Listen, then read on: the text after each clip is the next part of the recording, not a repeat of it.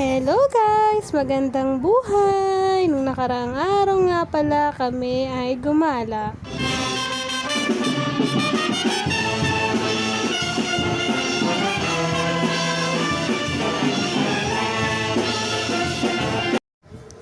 Di ko lang sure kung San Rafael ba talaga yan, pero nabasa ko sa dinaanan namin, San Rafael siya. Basta guys, napakaganda dyan, sulit yung punta mo dyan o yung biyahe.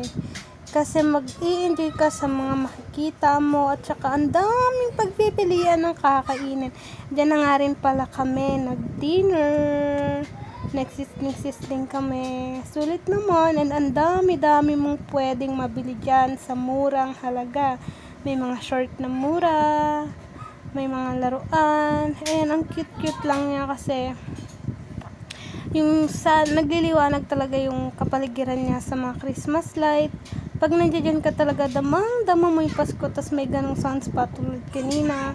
May mga nagtitinda rin ng bibingka, ayan, mga inumin.